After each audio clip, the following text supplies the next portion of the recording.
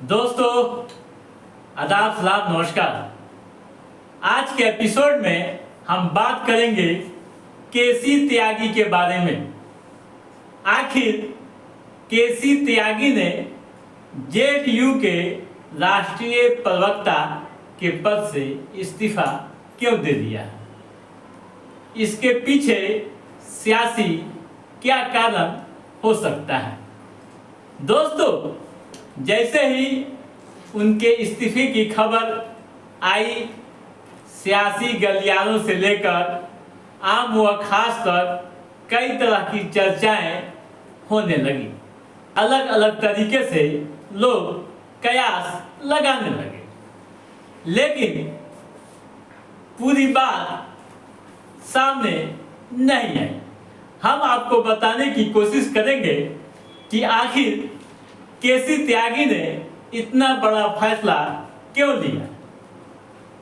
दोस्तों, भले ही केसी त्यागी के इस्तीफे को निजी कारणों का हवाला दिया जाना, उनकी जगह राजीव रंजन को राष्ट्रीय प्रवक्ता बना दिया गया। पार्टी के महासचिव आफाक अहमद खान ने जारी पत्र में इसकी जानकारी दी। दोस्तों,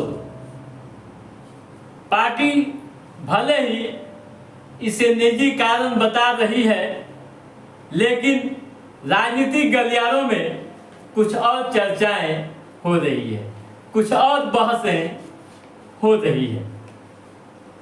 क्या चर्चा हो रही है दोस्तों? जेडीयू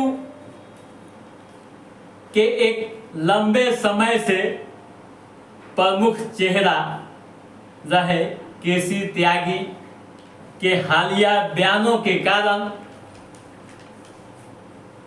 इस्तीफा देना पड़ा है। चर्चा यह भी है कि अग्निवीर समेत विभिन्न योजनाओं व मुद्दों पर सवाल उठाए थे जो पार्टी के आधिकारिक लाइन से अलग थे। पार्टी नेतृत्व व वरिष्ठ पदाधिकारियों से न तो कोई मशवरा लिया और न ही कोई मार्गदर्शन। इस कारण पार्टी व उसके घटक दल एनडीए में नाराजगी नजर आई। दोस्तों, पहले आप ये जान लीजिए कि केसी त्यागी ने क्या कहा है। अपने निजी व्यस्तता के कारण मैं पार्टी प्रवक्ता के पद के साथ न्याय नहीं कर पा रहा हूं, लिहाजा आज मुझे इस जिम्मेदारी से मुक्त करने का कष्ट करें। हालांकि मैं समय समय पर बिहार सरकार की उपलब्धियों के लिए प्रचार प्रसार के लिए हमेशा उपलब्ध रहूंगा। अब आइए, क्या चर्चाएं हो रही है, क्या बातें हो रही है, इस पर हम चर्चा करते हैं। दोस्तों, सियासी गलियारों में जो चर्चाएं हो रही है, जो सूत्र बता रहे हैं, उसके अनुसार विपक्षी दलों या यूं कहें कि विपक्षी नेताओं के साथ मीटिंग करना, अग्निवीर योजना समेत कई मुद्दों पर विरोध करना केसी त्यागी को भारी पड़ा है। इन बयानों के कारण सिर्फ जेडीयू ही नहीं, बल्कि एनडीए के भीतर भी मतभेद होने की खबरें आई थी।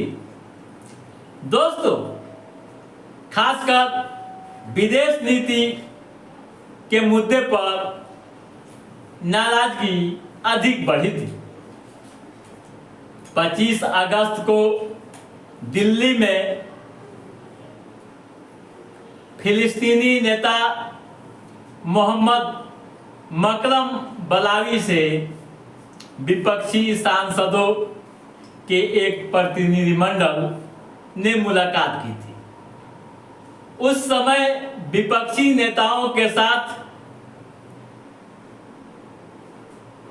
या यूं कहूं कि विपक्षी सांसदों के साथ केसी त्यागी भी दिखे थे। इजराइल को हथियार की आपूर्ति पर केंद्र सरकार पर हमला बोला था। विपक्षी नेताओं के साझा बयान पर हस्ताक्षर किए थे।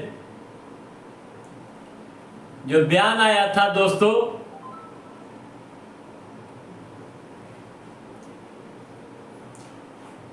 अब साथियों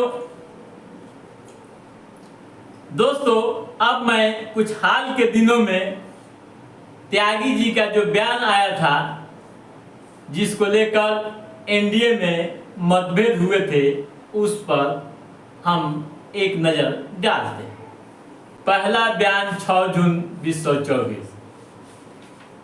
क्या कहा था केसी त्यागी ने कि बीजेपी को बिना शर्त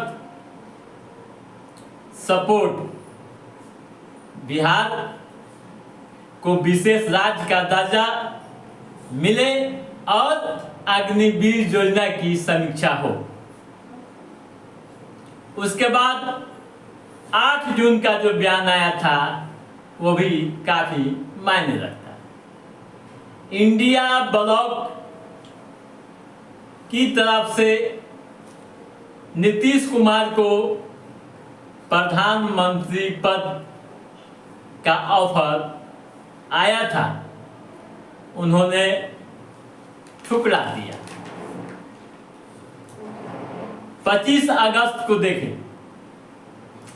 25 अगस्त को साथियों केंद्र सरकार को इजराइल की मदद नहीं करना चाहिए। 25 अगस्त को जो बयान आया था, उन्होंने कहा था कि केंद्र सरकार को इजराइल की मदद नहीं करनी चाहिए और हमास के खिलाफ युद्ध के लिए भारत द्वारा इजरायली सेना को दी जा रही सैन्य मदद पर भी रोक लगा दी जानी चाहिए।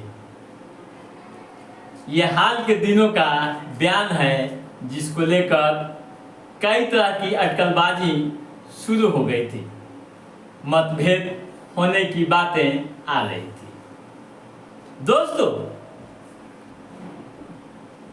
केसी त्यागी अपनी बेबाकी के लिए, हाजिर जवाबी के लिए जाने जाते हैं। वे किसी दल में रहें, किसी पार्टी के टिकट पर चुनाव लड़ें, वो अलग बात है, लेकिन उनकी पहचान देश के एक नामवर नेताओं में होती है। खासकर अभी जेडीयू में वे मुख्यमंत्री नीतीश कुमार के काफी करीबी माने जाते हैं। तो दोस्तों आज के इस एपिसोड में बस इतना ही। हमारा ये एपिसोड कैसा लगा आप लाइक और कमेंट करके हमें जरूर बताइएगा। यदि आपने हमारे चैनल को सब्सक्राइब नहीं किया है तो सब्सक्राइब भी कीजिएगा, ताकि इस तरह की महत्वपूर्ण गतिविधियों संबंधित जो भी अप टू डेट है उसे हम समय समय पर आपके बीच पहुंचाते रहेंगे। तब तक आप अपने दोस्त को दीजिए इजाजत। नमस्कार।